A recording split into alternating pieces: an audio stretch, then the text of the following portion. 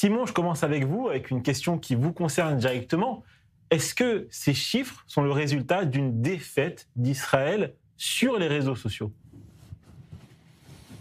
Écoutez, je vois mal comment on peut interpréter ces chiffres autrement. Moi, ces chiffres m'inquiètent parce que tout simplement, les États-Unis et le peuple américain est un allié historique d'Israël, dont Israël a besoin aujourd'hui pour participer, pour assurer une partie de sa défense, pour assurer le financement d'une partie de sa défense. Et donc, évidemment, moi, j'ai envie de vous dire, c'est aujourd'hui le travail auquel je me consacre pleinement, c'est-à-dire essayer justement de répondre argument par argument, mensonge après mensonge, de répondre à chaque mensonge par des arguments, essayer de convaincre, redorer le blason légitimement de cet État libre et démocratique qu'est Israël. C'est toujours très dur de savoir, d'apprendre que des démocraties qui, comme les États-Unis, ont été frappées par le djihad le 11 septembre, eh bien, préfèrent en fait aujourd'hui, malheureusement, majoritairement, un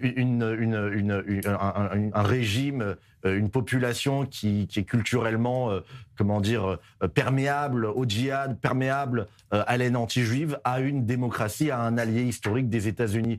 Moi, c'est le combat que je mène ici en France. Et moi, je continuerai à titre personnel, voilà, de m'engager davantage, beaucoup plus loin pour affronter la France insoumise, mais pas que pour affronter ses alliés, ses complices idéologiques. Et je pense que le problème, c'est qu'en fait, c'est beaucoup plus simple de mentir que de démonter un mensonge. C'est la fameuse loi de Brandolini, je finirai là-dessus. Vous savez, il faut une énergie et un temps d'un ordre de grandeur largement supérieur pour démonter un mensonge que pour en commettre un. Et ça, c'est malheureusement le rapport déséquilibré en face duquel nous tenons aujourd'hui.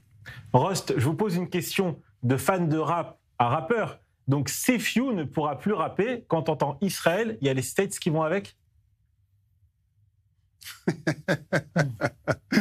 On voit que vous êtes un fin connaisseur.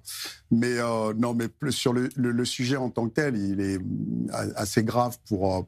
vous savez, après cette séquence, plus rien ne sera comme avant par rapport à la perception, à l'image que les gens ont de l'État d'Israël.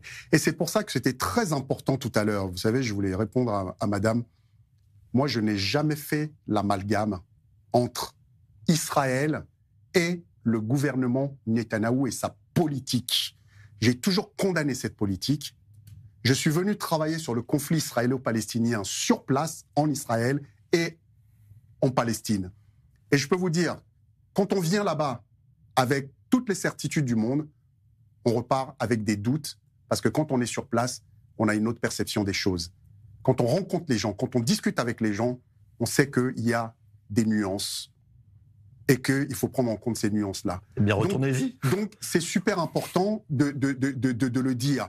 Et aujourd'hui, ce qui se passe aux États-Unis, je vais vous dire une chose.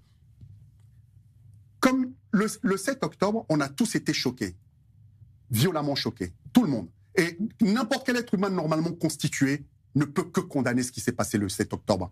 À part les gens qui sont fous, ça c'est leur problème. Mais moi, je sais que normalement, quand on est normalement constitué, on condamne ce qui s'est passé le 7 octobre. Après, ce qui se passe, la réaction d'Israël a été acceptée par les uns et les autres dans les semaines et les mois qui ont suivi. Et arrivé à un moment donné, il n'y avait plus aucune justification de continuer de massacrer des innocents, à cause de ce genre de comme phrase. c'est le cas. C'est exactement à cause de ça qu'aux États-Unis, on pense de la sorte. C'est normal que l'opinion mondiale aujourd'hui a compris ce qui se passe. Non, c'est pas normal, Ross. Je suis désolé, c'est pas normal. C'est à cause des gens comme vous, Ross. Je m'excuse de le dire. Il reste 2 minutes d'émission. Ross, alors je vous le dis, c'est à cause des gens comme vous qui parlent de massacre lorsqu'il n'y a pas de massacre. C'est à cause des gens qui parlent de génocide en disant qu'Israël commet un génocide alors qu'il qu'il n'y a pas de génocide. C'est la même façon que pendant tout le Moyen-Âge, jusqu'en 1840, avec les Juifs de Damas, on nous a accusés d'utiliser du sang pour faire du pain azim. C'est des mensonges. Et ce genre de mensonges, ça attise la haine et l'antisémitisme. Et c'est pour ça que la jeunesse, et c'est très compliqué parce que cette jeunesse, c'est les États-Unis de demain. Et c'est pour ça que cette jeunesse, elle porte de la sorte. Il faut se battre contre les gens qui parlent comme vous. 2 minutes. Marilyn, est-ce que vous êtes inquiète par cette enquête? D'abord, je suis très inquiète par cette enquête. Et c'est bien, je vous salue que vous ne faites pas d'amalgame. Mais d'un autre côté, il faut comprendre que notre lutte, c'est contre la tyrannie du terrorisme et du terrorisme du Hamas et du djihad. Et que je vous invite à participer aussi à ce combat. C'est un combat commun parce qu'il ne touche pas qu'Israël. C'est un fléau.